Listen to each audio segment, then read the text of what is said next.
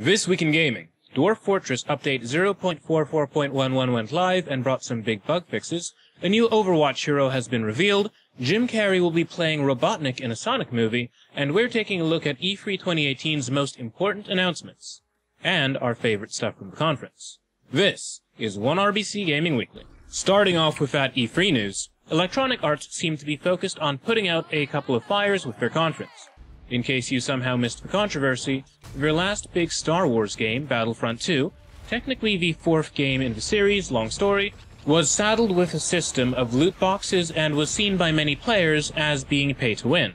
In fact, the backlash against it was the catalyst for a number of lawmakers both in the United States and in other countries to begin examining loot boxes in games that throw random rewards at players in exchange for real money.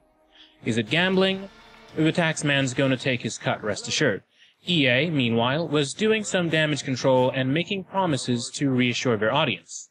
Dennis Brunvall, one of the design leads on Star Wars Battlefront 2, admitted on stage that we launched our game in November of last year, and clearly we didn't get it quite right. One of EA's big game announcements from the show, sci-fi action game Anthem, will have cosmetic items available to purchase. In a statement during an EA Play Q&A, however, BioWare executive producer Mark Dara said, "You're always going to know what you're going to buy before you spend any money on it. So there's no buying random loot." Frankly, I'm not totally sure of how they plan to make these cosmetics in Anthem quite as profitable as the loot boxes in other games. It's that gambling element, after all, that makes purchasing loot boxes so addictive to so many players. Darrow went on to say that there will be no ability to spend money on gameplay advantage at all within Anthem. A step in the right direction, in my opinion. EA also announced that their upcoming World War II game, Battlefield 5, will not have loot boxes or a premium pass for DLC. They're aiming to keep all players on the same page by not selling maps and such in order to avoid fracturing the community, and according to a statement on the game's official website, players cannot pay to get any unfair gameplay advantages. Between the big action-oriented games was something small, cute, and lovable. Unravel 2.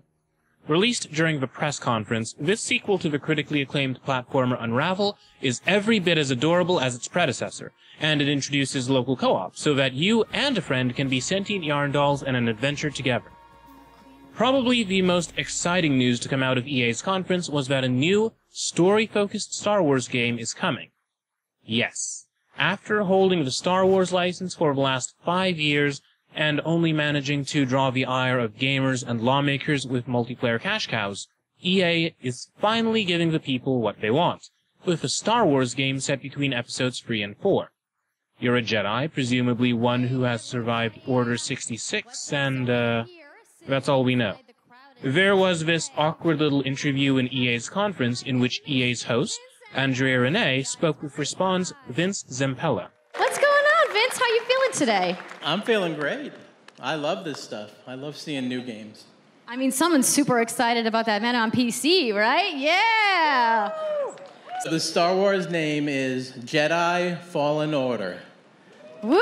So Star Wars Jedi Fallen Order. Yeah, so it kind of gives you some idea that you'll be playing a Jedi. So does that mean I get to, like, hold a lightsaber?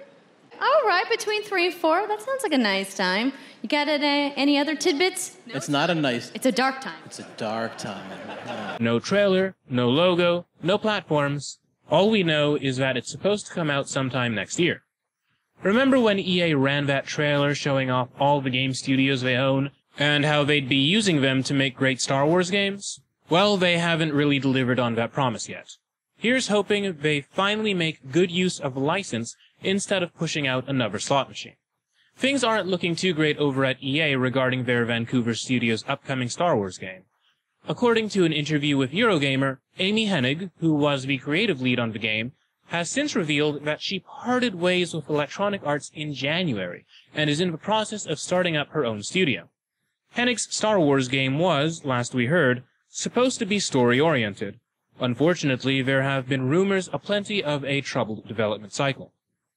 Meanwhile, at the Microsoft press conference, there were lots of games and few surprises. Look at this. Is it a sequel to the PS3's Africa? Nope, just Halo Infinite, set sometime after Halo 5, and being developed with the new Slipspace engine. They also showed off Ori and the Will of the Wisps, DLC for the critically acclaimed platformer, The Awesome Adventures of Captain Spirit, a sort of whimsical Life is Strange spin-off, which is now available for free on PS4, Xbox One, and PC, and the hotly anticipated Kingdom Hearts Free, which is coming out on January 29, 2019 for the Xbox One and PlayStation 4. Microsoft announced the acquisition of not one, not two, but 4 game studios. Playground Games, the Forza developers, Ninja Theory, the studio behind Hellblade, Undead Labs, the developers of State of Decay, and Compulsion Games, which is behind the upcoming We Happy Few. Plus, they announced the formation of another game company, The Initiative, which they've actually built from the ground up. It's being headed up by Daryl Gallagher, and it seems their focus will be story-driven games, though details remain scarce. Pre-orders for the Xbox Adaptive Controller went live. In case this is your first time hearing of it, this is Microsoft's highly customizable controller system for gamers with disabilities. It goes for about $100 and comes with a plethora of features that will enable you to play with your feet, chin, or whatever else you can move in lieu of your hands. A good move on Microsoft's part that I'd like to see more game hardware manufacturers follow.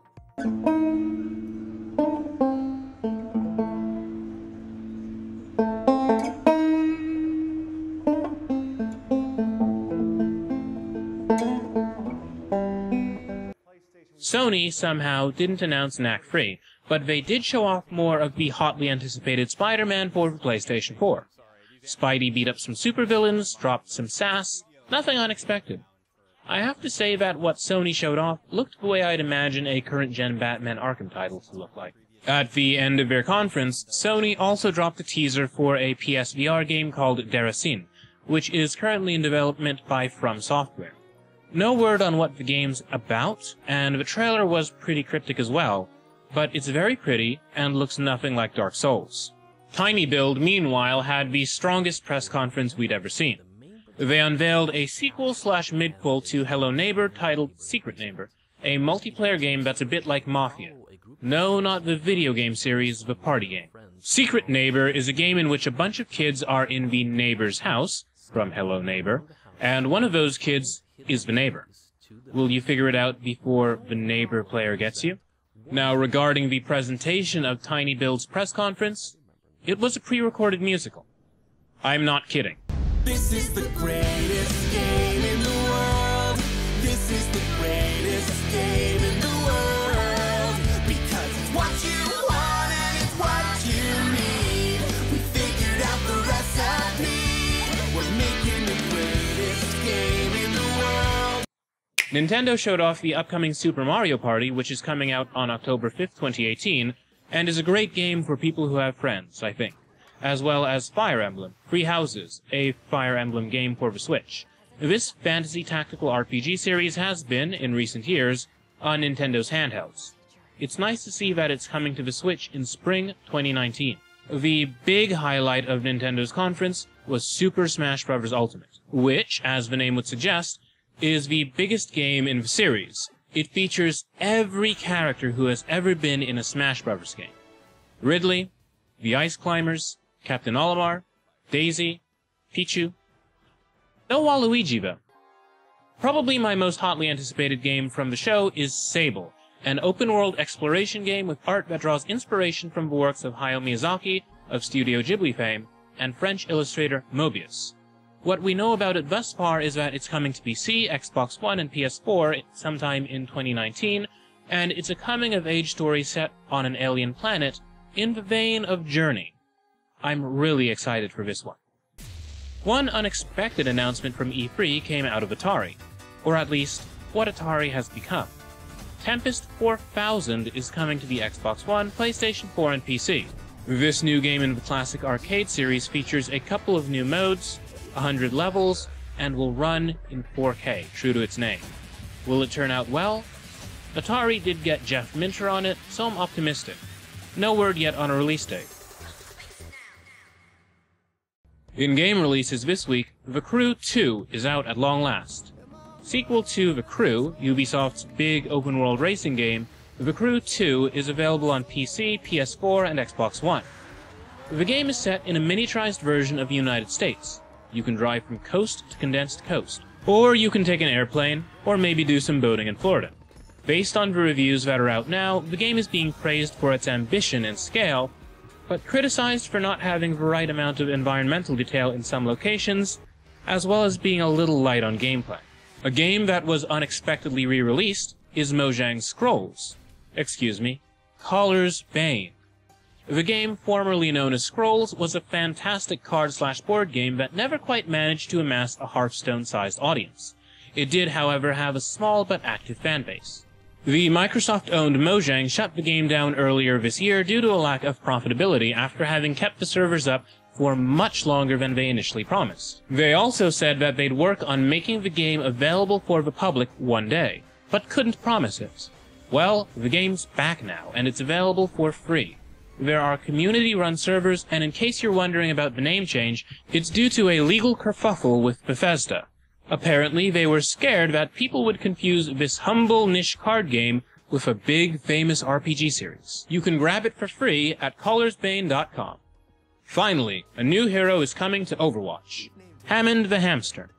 His backstory is interesting. A super-intelligent genetically modified hamster who escaped his outer space laboratory crash-landed in Australia, where he became a robot-fighting champion and is somehow part of Overwatch. I'm not kidding. That's his story. Is Hammond the cutest character in Overwatch? How will cosplayers manage to pull this one off? Hit us up with your thoughts on Twitter at OneRuleBeCool. Be sure to follow us there for all the greatest game news, reviews, interviews, and more. Follow me at Jordan_Cameron for my own views. And he's overcome all the challenges that have been placed in front of him. Oh, yeah. How cool was that?